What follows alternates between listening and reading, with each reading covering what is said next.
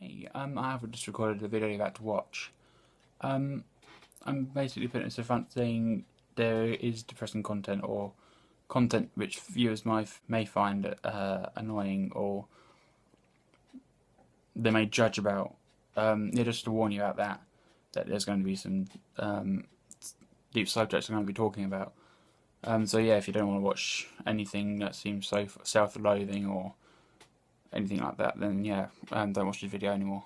But if you don't mind listening to my stories, then enjoy. Hey, there's two things. One, hair, don't care about. Two, this video is about fears and stuff like that. Yeah, mainly I just watched this video on because I was watching this thing called The Creators official documentary film Feet. Zoella, Nikki and Sammy and Tomska. Because what they do for a living is just make videos and talk about themselves and whatnot. Or like Zoella does beauty videos. I watch her vlogs along with her Alfie Days, her brother Joe Sugg, Jim Chapman, Marcus Butler. People along them lines. I also watch Fun for Louie. Tomska, I don't watch his videos, but after watching his documentary, I'm going to see how it goes because he has 3 channels. He prioritises in making videos about something like comedy sketches. Also, he goes for cartoons and comedy sketches, cartoons, and deep feelings inside feelings or inner feelings. There you go. But the one thing I know that I've seen Zoella do and Tomska do is that they talk about their inner problems. Like Zoe has anxiety, and Tomska, I don't actually know his real name. It's probably just Tom, but I'm going to call him Tomska. He has depression after one of his friends died due to cancer.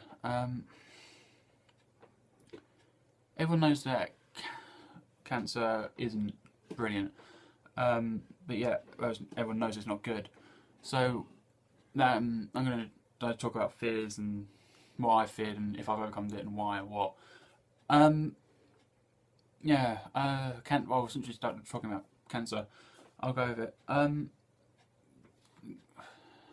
People know that cancer is horrible and it comes in many shapes and forms, and most of the time it can be treated, but also it can't. When I was 10, I'm now 19, so 9 years ago, I was in middle school. Because I was in middle school I was 10 years old and I was in year 5, and I could sense something was wrong with my mum. Something just seemed off, or something just didn't seem right. So one day I came back in from an operation, which I'll go into as another fear I had, and it was my first day back after this operation. I was told, oh, we got this to do, that to do. We also got this and this, along with that and that and this. And there's like, I just got back. I can barely use my right arm because it was broken, and and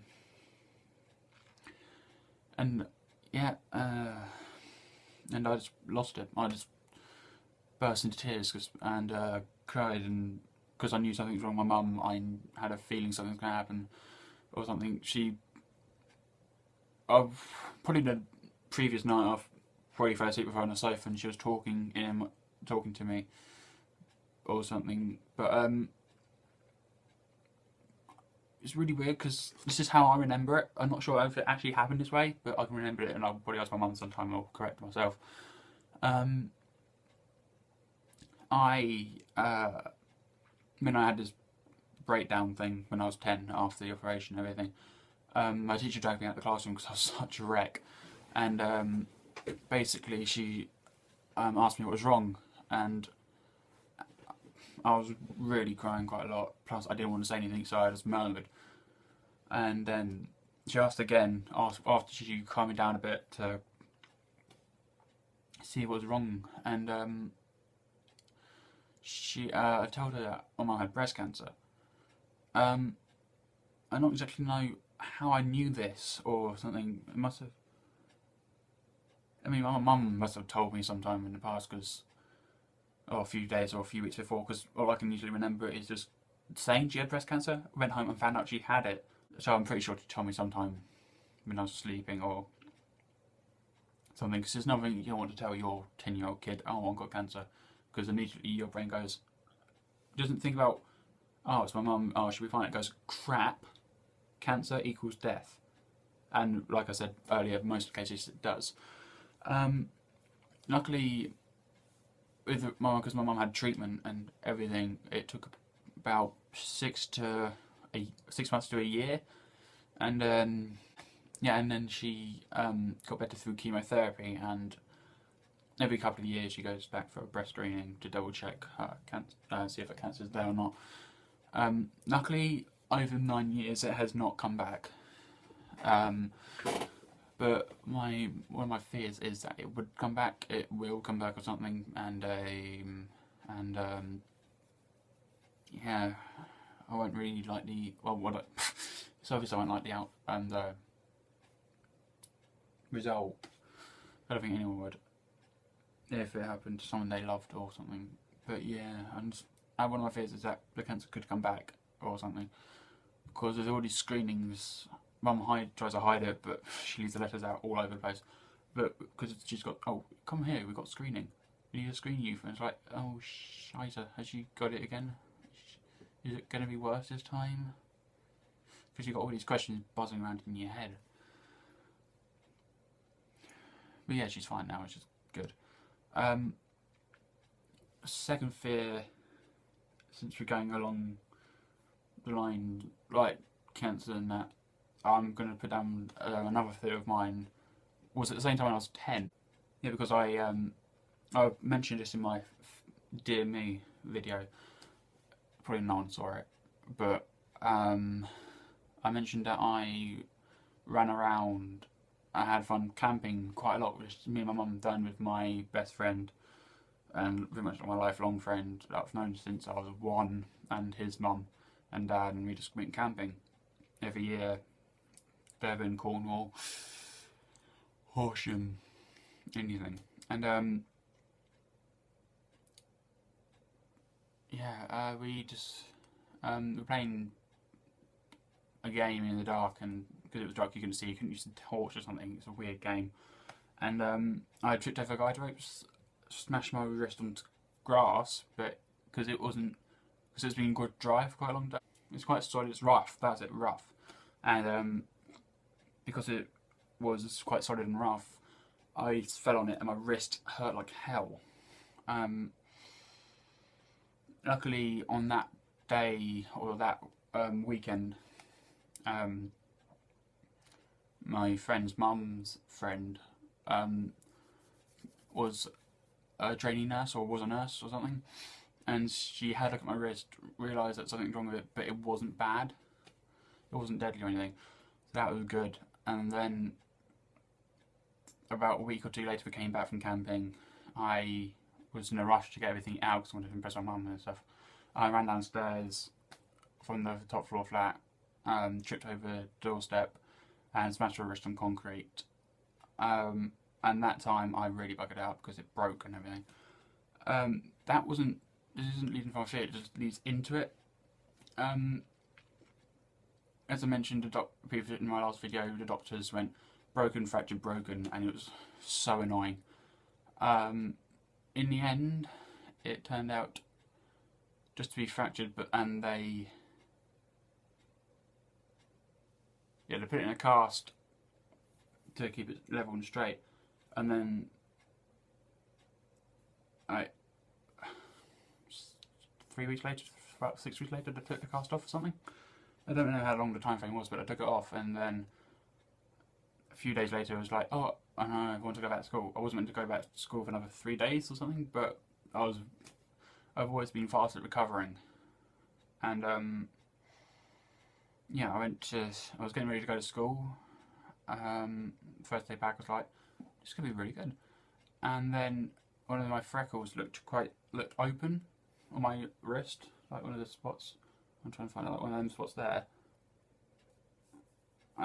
It looked weird, so I rubbed it, and it just pretty much just came off. It fell off, and you just had these yellowy pus come out. As a 10-year-old, I was pretty terrified. My mum was worried too because she knew exactly what it was, but I didn't. She called a cab because an ambulance would take too long. In about 20 minutes, got to the hospital. Mum told her the receptionist exactly what happened. But she went, but the receptionist went, "Oh, just sit down. We'll get you as quick as we can." And we had a look up at the whiteboard, and it said 3 hours or something. And I was like, no, I was getting more and more worried.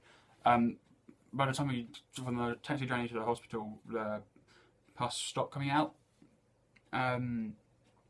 We were all relieved, and then 20 minutes after being at the hospital, it started coming out again, and my mum wanted to get some cloths for it, and she just described what this pus was, and then the doctor just came in, put me into a bed in the A&E, and checked me over and realised it was poison.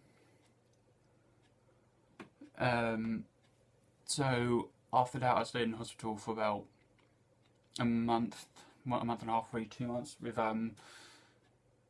going through operation after operation, antibiotics, needles going into my body, into my hands and feet, anything to control get rid of the poisoning or something like that. But back then, I thought poisoning equals death, and I literally thought I was going to die, because you know when people say they see the light at the end of the tunnel, and you think, oh, that's absolute baloney.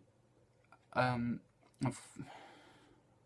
not sure if it's my imagination or something, or like you get told as a child and this may happen or something, but I also had that because I was in an operation, final clean out of the scar, and something went wrong or something, and I can remember standing, and I was in a tunnel, just standing still, not being able to move or walk or anything, and at the end of the tunnel was this really bright white light. I was somehow moving towards it because I must have been on, like, you know, at airports, and you got them flat escalators that help you move faster, and they take you faster than the human pace, or if you can walk along them to get there to your airplane faster. I felt like I was one of them, but I was rooted to it. Then about a few minutes later, on the way there, during a few minutes going towards the light, I was like, oh god, this is it. Oh god, here we go. End of life and everything. And then at the end of the 2 minutes, I was able to rotate my head, look to the right, and I was on this tunnel. But on the side, it was really weird, because on the side it said,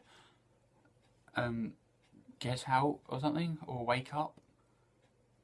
And then I had control of my body, and I walked towards that place, and then I woke up in the recovery room, all fine and dandy. I find out a few hours later, after I was back with it, that my mum was praying to keep me alive or something. She didn't want me to die.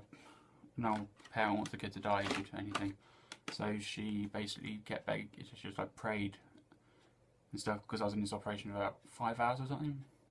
At the time when I had poisoning, I literally thought, oh, this could be it, because it was only just my arm. But if I didn't spot it, it would have gone all the way up the upper arm, and not just the lower bit, because the lower bit they could cut open and clean out, and that's fine. I could have lost this arm, or anything worse, it would have came up and already poisoned my heart, and I wouldn't be here today. I'd be dead. Yeah, the things is, these videos, you talk about it and then you're not sure about wanting to upload it. One of my other fears is height. Just going away from the sad parts. One of my fears is heights. My dad had a major fear of heights. He hated it a lot, even if standing on a bridge overlooking a railway track or something he would hate. Or sometimes he realised about a few years back watching a film that has high camera shots, and he gets scared of as well because he thinks because you get so engrossed in the film you think you're about to fall or something. And I have these kind of fears. Well, I kind of conquered it during NCS, Natural Citizen Service, for people who don't know. And I met up with some people, we became friends, and we went up to Wales for 5 days and 4 nights or something. Or 4 days, 5 nights, because we spent a whole day going on. But anyway, yeah, we went to Wales and kept practicing rock climbing, climbing up high. And one of these cliff faces, practicing on was a couple of 100 feet high, and you had to scale it. And I was petrified. But the time I got to the top and looked around, was like, because there was a lake, there was a lake in the distance. There was some clouds around the mountains. There was flowers, and you can see trees and everything, and it looked so beautiful. And at that moment, I thought, why was I so scared, or why have I never bothered trying to do this before? And then the next day, they made us climb a big mountain, Mount Tryfan in Wales. I think it's the 3rd biggest mountain in Wales, and that was not fun. But yeah, I'd definitely say that NCS conquered my fears, helped me conquer my fears of heights. Now, yes, the cancer and the blood poisoning is probably a warning, or like, oh, you don't watch it if you get upset easily. But the poisoning and the one was a bit personal to me. Well, it was pretty personal to me. But the one I'm going to talk about next is more personal.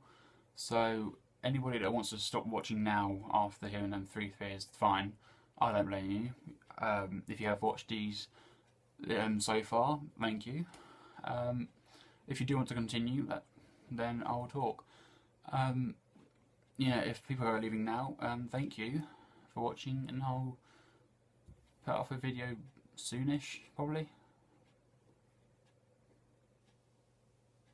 And now for the people who stayed or forgot to hit the YouTube button to go back to the home, or click the X across at the top because they wanted to not watch anymore and they don't forgot. It's a thing that people talk about a lot. You have anxieties, you have fears and depression. I've got a minor depression, I think, because of when my mum and dad broke up. I haven't been truly happy. Me and my friend, because when you're depressed, you feel alone. And with depression, you feel like the whole world is against you, like you're the one person and the world's orbiting you, or spinning away from you, is trying to get as far away from you as possible, but can't. And you're trying to get to it, but you're getting repelled. That's kind of what I feel like. I have been really happy at points. I mean, this depression hasn't made me upset, like sad for all my life, but I have been extremely happy at points. And it's just the little things that make the depression, makes me the depression come back. Like one thing a few weeks back, I organised a meet up for my birthday, for my 19th, and I invited friends along. I knew it was a Sunday, and most of them said, "Oh, we may not. Oh, can you make it on a Saturday or something, or can you join this guy?" And I went, "Oh, I'm not going to join it with someone else's because it's in Brighton and I live in Worthing, and we won't really get much of a seeing. But I'll be happy if you can come, and if it's like for 5-10 minutes or a few hours or something." Um, I invited about 30 people, and in the end, 4 people turned up, and one of them I didn't even know. Um, that is when it hit home. Well, it didn't hit home, but it was like upsetting, and I was questioning what the hell, why do I depend so much on my friends, or something along them lines, or why did I expect them to be who I know they're not, or why would I choose one guy over, like, go with the guy's party before me and not talk to me at all, and then not tell me that they're not going to mine. Bearing in mind it was more local than the other guys, but still, 4 people turned up, one I didn't even know, and these one person I've known since middle school, and we lost contact when we went to high school and college, and we met up again at a barbecue or something. And these 2 other people, these 2 other girls, I've only known for just under a year, from again a barbecue, and yeah, we was talking about that, and I invited them 3 along to my party along with these other guys, and only then 3 turned up. And then one of them was like, "Oh, can I bring my boyfriend along?" I was like, "Yeah, sure, why not?" So she brought her boyfriend along, and I didn't know him at all. I had no prior knowledge of who he was or what he'd done. And the thing that hurts is that someone who doesn't know me came down and spent time with me, say, "Oh, happy birthday, here we go, let's go bowling or have a few drinks." And then the friends I've known for years and years don't bother telling me they're not going. It's like they don't, like they knew they wouldn't be able to go. They just didn't want to tell me. Or some of them did tell me, which is fine. I'm okay if you guys, them people, I'm not annoyed at them. But the people who didn't tell me or were at the guy's party the previous night and didn't bother talking to me, and then say, "Oh, I can't go." That's hurt the most. And that night on the walk back, after spending the time with the 4 people that did turn up, I was contemplating why I expected so much of my friends, and all that. I wasn't contemplating death, like, "Oh, you hear depression, oh god, he wants to commit suicide and everything, oh, she does," or whether. No, I wasn't contemplating that. I was just thinking, friends, why do I expect so much from these friends that I've known for years? Because it wasn't a big ask just to turn up for a bit. But with my depression, I haven't been diagnosed with it or anything. It's like a little bit. I just feel upset most of the time, and sometimes it does last for a few days. And yeah, I mean, it's not on constantly. It can be on for a few days or sometimes a week or 2, and then for the rest of the hours or something, I'm very, very happy. It's just these little minor things, like I talk about friends not turning up, not telling me. Like hearing in the news or something, or seeing some random people on the street having a fight or something, and there's me thinking, like, being upset about it, because there's like me being upset because they're helpless or something, and I can't do anything because God knows it's worse. I think you'll probably get shanked and stabbed or something. But yeah, I mean, depression isn't the biggest thing to me, but the little things hurt the most. And if then people are watching now, and you, I doubt you're watching this, but if you are, then people, it's not the like other people, it's like the people I know close to around that I've known for a few years that never turned up. Yeah, I mean, you've never, I mean, these guys and some people never ask me how my opinions are or when they meet up, they go, "Oh, hey, how are you?" And that's it. But after the birthday thing, none of them asked how I was, or "Oh, who went?" and all that. They went, none of them bothered turning up, or something. They went, "Oh, hi. I'm sorry I can't go. I mean, I got this and this planned." But some of them I knew did have these things planned and I couldn't go. And then these other people that said they couldn't go, like, "Oh, because I got this and this and this." I knew they didn't because they because they wanted to travel somewhere when they had not, because they needed to get back for the next day when they didn't, or something. Or they all had, or they all said, "Oh, I got another party to go to. Sorry, mate," or something. Yeah, but if you are then my friends, well, at the minute I'm going friends. I'll probably, but after a few weeks, I'll probably change my mind and go, "Yeah, friends," and probably have what you in betweeners and have the J-Man go, "Oh, friends" thing. Yeah, but if you guys are watching this and you know who you are because I invited you on the 2nd of March and you never bothered telling me you couldn't go, or you told me you couldn't go and you didn't bother talking to me the previous night.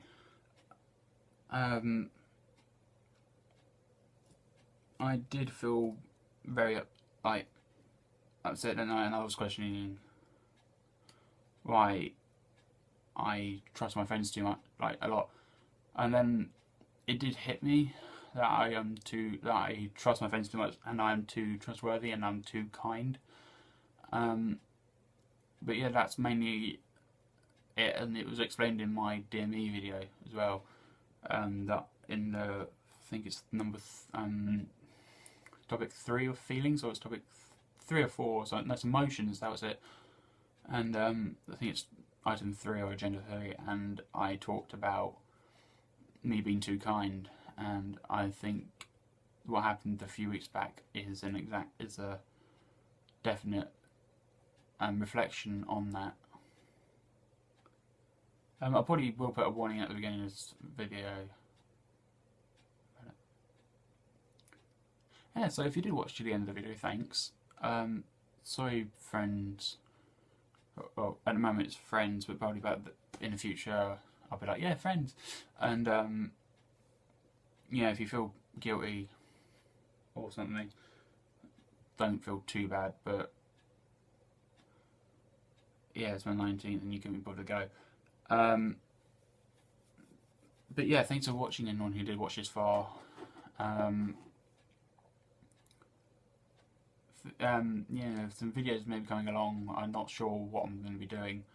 I may, depending on how well this video does, I may go for like top 5 things, or the most disliked things, or who's your favourite YouTubers and who's your most disliked bands or something, or your top 5 sports or your hobbies.